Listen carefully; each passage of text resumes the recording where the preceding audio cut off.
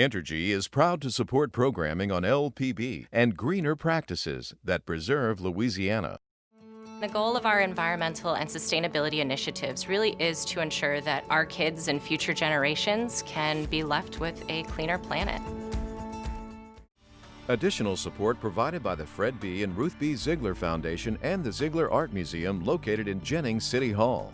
The museum focuses on emerging Louisiana artists and is an historical and cultural center for Southwest Louisiana. And the Foundation for Excellence in Louisiana Public Broadcasting, with support from viewers like you.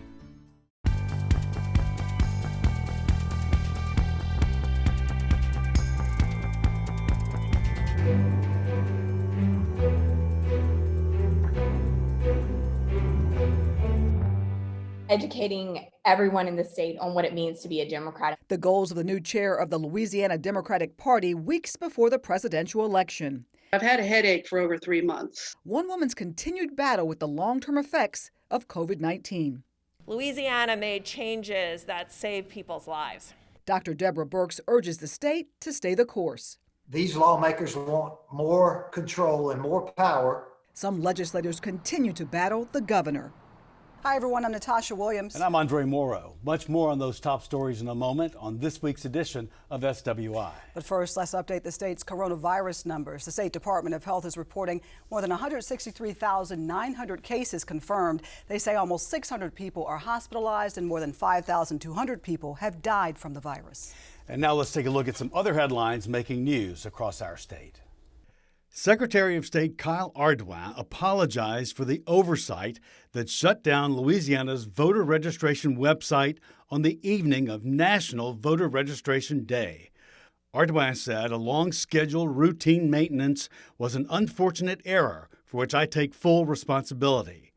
New Orleans Mayor LaToya Cantrell said, "This is beyond reprehensible, an absolute dereliction of duty." Entergy's price tag to restore electricity and repair power lines damaged in Hurricane Laura is up to $1.4 billion. The power giant says the storm downed more than 14,000 lines. Entergy expects work that remains in Calcasieu and Cameron parishes to be finished by September 30th. Sasol says its Lake Charles chemical complex had no apparent damage to major process equipment or infrastructure, but there was moderate wind damage to cooling towers and some buildings. Debris removal continues along with repair work as employee work shifts have resumed. Sasol is testing all systems as power is fully restored. Another tropical system, Beta, dumped more than a foot of rain in parts of southeast Texas and Houston, then moved through Louisiana. The Bayou State was spared heavy rains, but storm surge meant flooding for coastal areas outside of major flood protection. A state trooper died in a single car crash just hours after he learned he would be fired for his role last year in the in-custody death of a black man. The Ouachita Parish Coroner's Office confirmed Trooper Chris Hollingsworth died after crashing his car on Interstate 20 near Monroe. Northwestern State has set an enrollment record in spite of the coronavirus pandemic. University President Chris Maggio calls the 5% increase remarkable. Enrollment on the Natchitoches campus is 11,447. That's 547 more students than last fall. Saturday at 4 p.m. Central Time, President Donald Trump plans to announce his short list of Supreme Court nominees. This as memorials for Justice Ruth Bader Ginsburg at the U.S. Capitol have come to an end. Ginsburg will be buried at Arlington National Cemetery next week. The top names include 48-year-old Amy Coney Barrett and 52-year-old Barbara Lagoa. Lagoa is the first Hispanic woman to serve on Florida's High Court. Barrett was born in Metairie and grew up there. The devout Catholic graduated from Notre Dame Law School, teaches there, and is on the Circuit Court of Appeals in Chicago.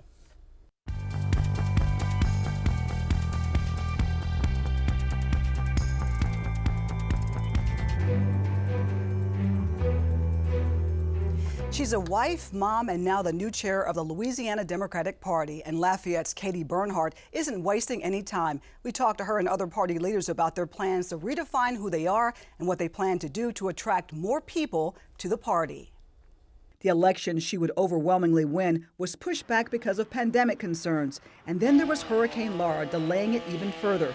But now with just a couple of weeks under her belt, Katie Bernhardt, the newly elected chairwoman of the Louisiana Democratic Party, isn't wasting any time implementing her agenda, just a few weeks away from the presidential election. Educating everyone in the state on what it means to be a Democrat and what our values stand for. So I think that one of the biggest issues that we have is that we've let other people brand us, and we've let national news media brand us and educate our voters on who the Democrats are. Democratic candidates will need massive fundraising and exposure to beat back decades of losses to the state's dominant Republican Party.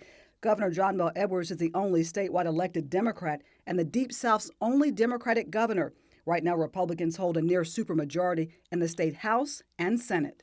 Bernhardt, the Lafayette native now leading the party, is a lawyer, wife, and mother of 4, and says she'll be busy repositioning and redefining the party. My first priority is getting through this election strong and then jumping into engagement with new groups of Democrats to grow our party and work with our parishes so we have a presence of the Democratic Party in every parish in the state, and be of service to our candidates so that not only are we recruiting and running strong candidates, but we're giving them the resources they need to succeed. The Democrats of 2020 have to be far smarter than previous Democrats. We have to be more inclusive. Senator Troy Carter is the minority leader of the Louisiana Senate. We have to recognize that if we're truly going to be the party of the people, then we have to have a party that looks like the people and fights for the people. So I think the face of the new Democratic Party has to be a party that doesn't take for granted African American votes. It doesn't automatically assume that this white flight that we see in the Democratic Party cannot be reversed. Senator Carter says now as his party fights to win the White House, he agrees with the party chairwoman. Democrats should embrace their history of fighting for equality and challenging barriers to it, and must not run away from who they are and what they really stand for. Being liberal is not a bad word. Those who've chosen to use conservatism as kind of a dog whistle for some other isms, we've got to stand face to face and reject that and challenge it. This is a very red state. So how do you get those moderates to come over and become a part of what's necessary to make the Democratic Party great? I think obviously broadening our scope and not making it so narrow that we are so far left that moderates don't see an agenda that includes their interest.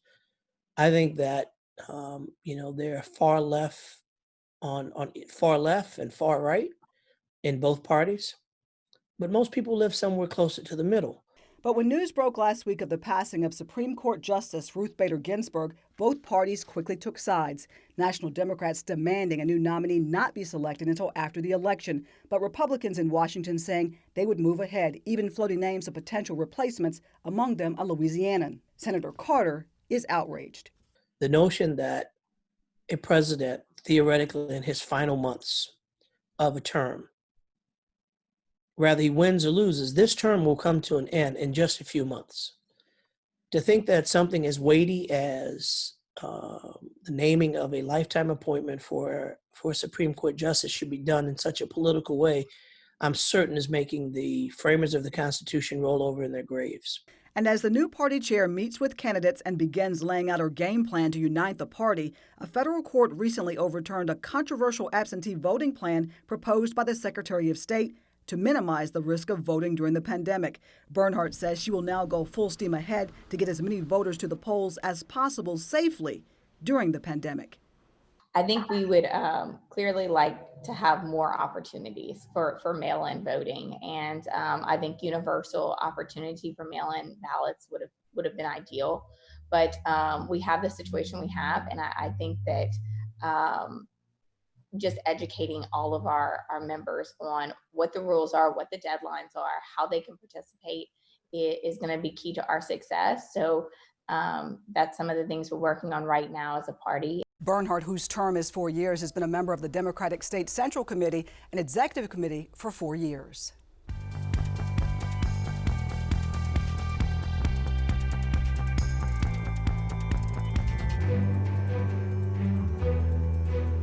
For the second time this year, the state legislature is calling itself into special session. There are a lot of items on the agenda. I talked with Capitol correspondent Greg Hilburn of USA Today Network.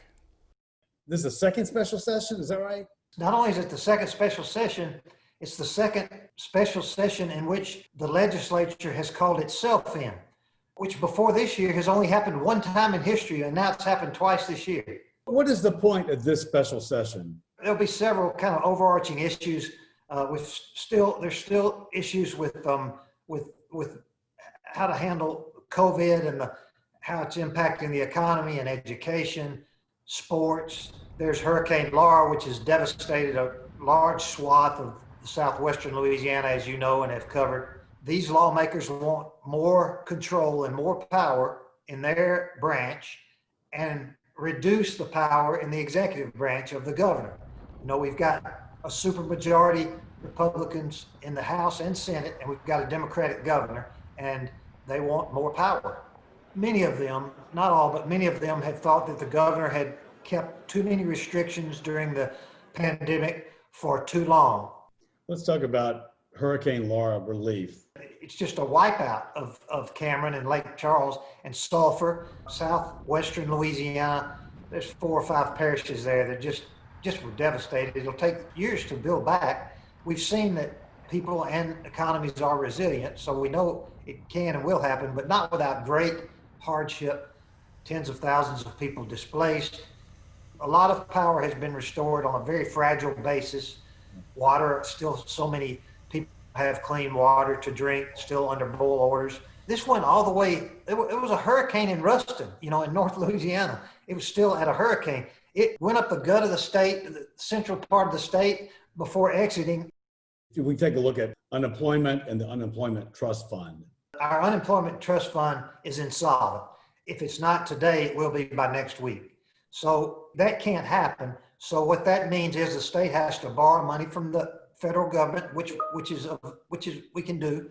But what that does is triggers more taxes on businesses. That increases their unemployment tax that they have to pay to the state to pay that federal loan back. Some of the lawmakers want to see if there are other options. I don't know what those might be, but they're interested in trying to, reduce the burden on businesses, because it will be a burden. They'll have to pay considerably more. It's a 70-item call. They can discuss 70 items. That's one of the reasons that they call themselves into session. That's because they control the agenda, not the governor. Now, the governor's been critical, saying this is way too broad in these times. Now here's the governor's response to attempts to take power from him and to adjust some of the White House coronavirus standards that he follows. And it's quite frankly perplexing to me that some of the people who demand that we open more of our economy are the ones who insist, but don't tell us to wear a mask. You can't do those things successfully if you don't tie one to the other.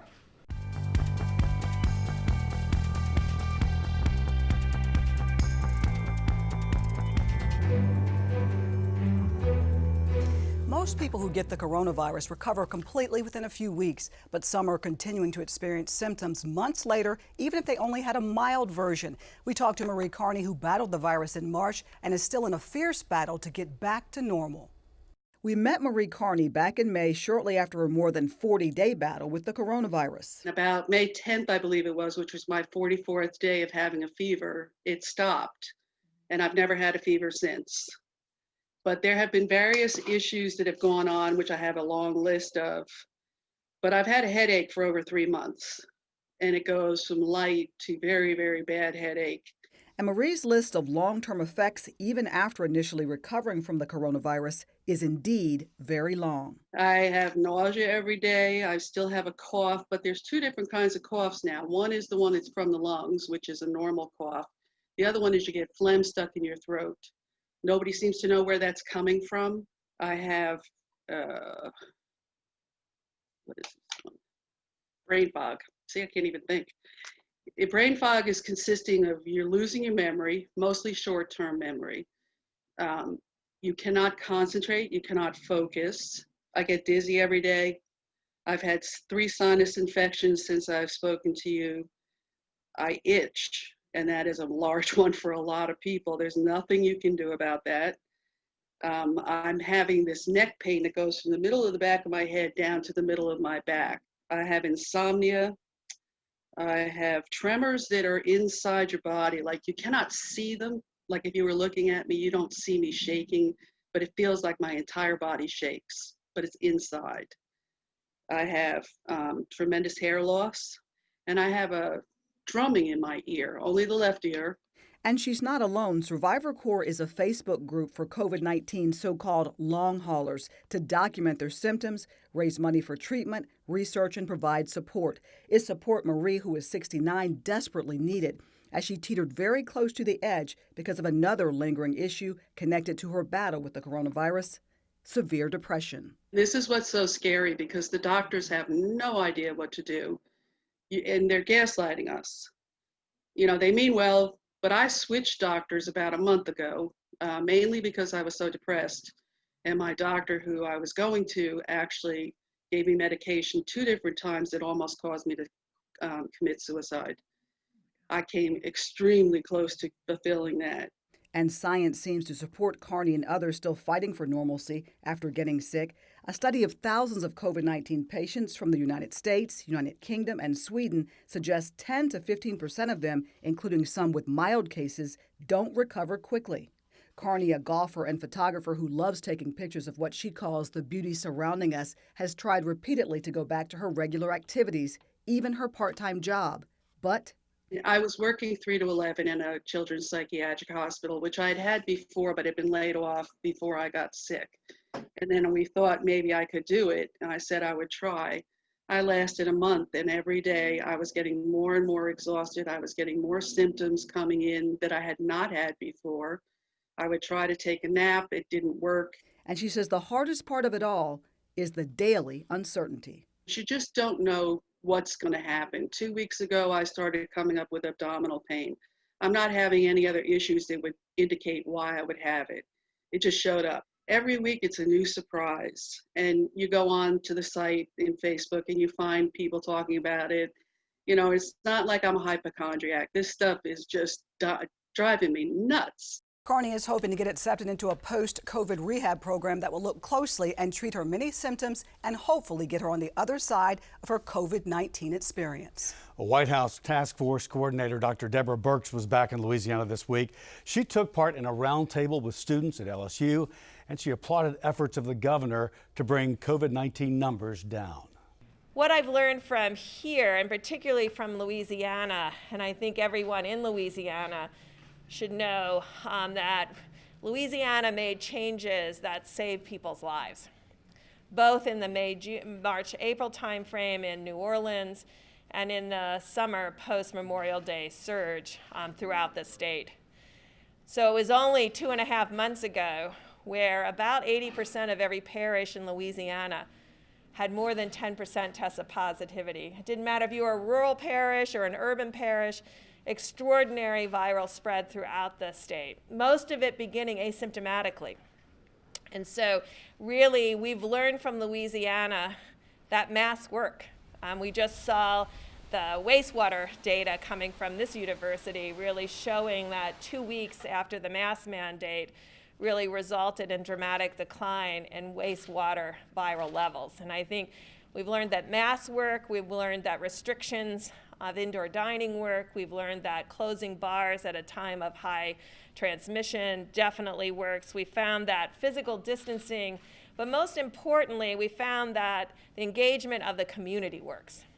The community in every Louisiana were willing to make those self-sacrifices for each other, to really respect one another enough to physically distance, to respect one another enough to wear a mask, to respect each other enough to wash their hands, and respect each other enough to make those changes in their daily behaviors that kept them from getting COVID, but also kept their loved ones from getting COVID and their neighborhoods. And I really want to applaud the leadership of the governor and the leadership of the university. We were meeting with the students and we talked about what's really difficult in the time of COVID-19 to be back on campus and what that meant relevant to restrictions.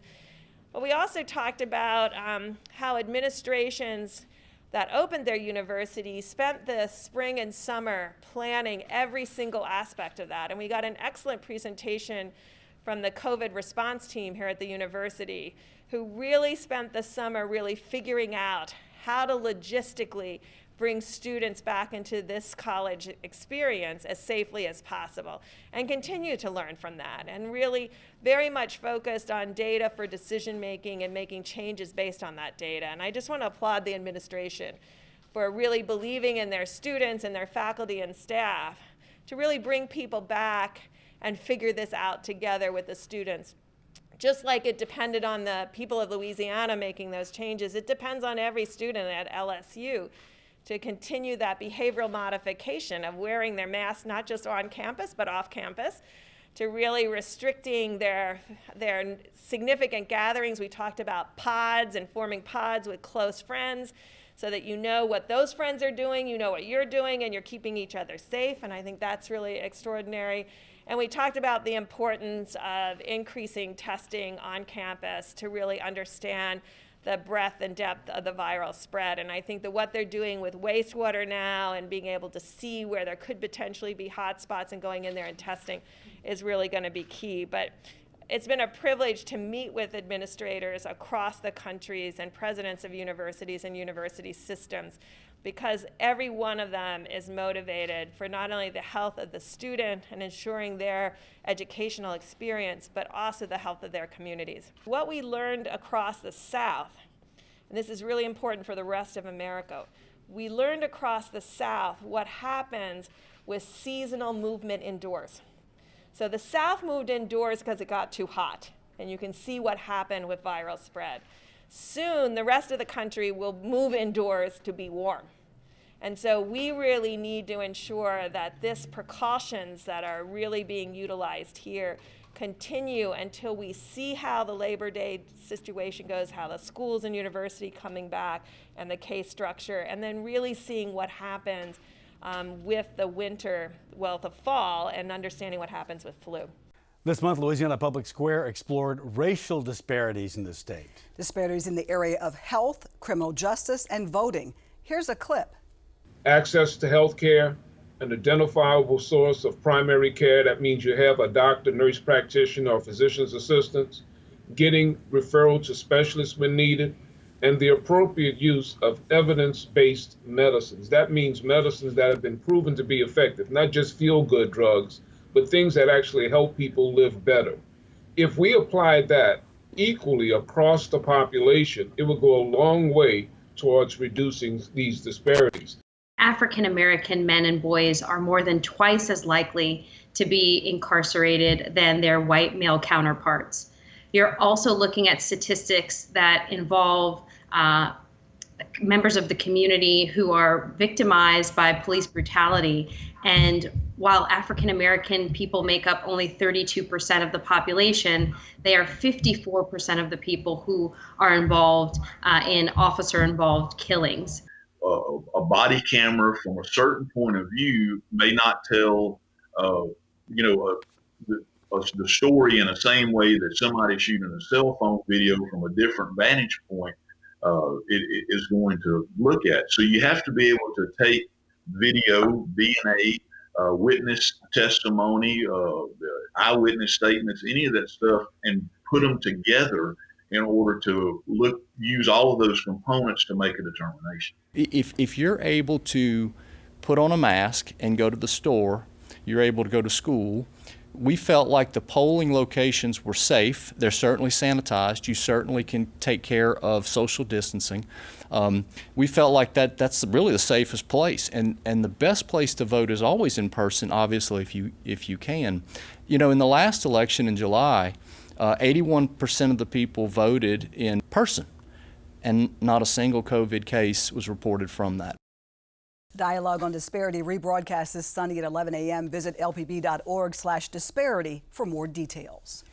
And everyone, that is our show for this week. Remember, you can watch anything LPB anytime, wherever you are, with our LPB app. You can catch LPB news, public affairs shows, as well as other Louisiana programs you've come to enjoy over the years. And please like us on Facebook, Twitter, and Instagram. For everyone at Louisiana Public Broadcasting, I'm Andre Mora. And I'm Natasha Williams. Thanks for watching. Until next time, that's the state we're in.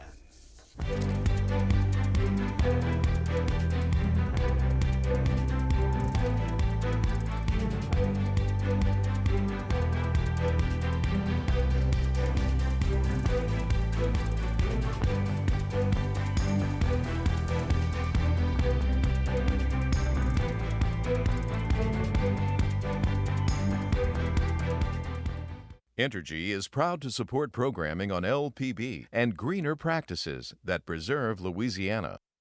The goal of our environmental and sustainability initiatives really is to ensure that our kids and future generations can be left with a cleaner planet.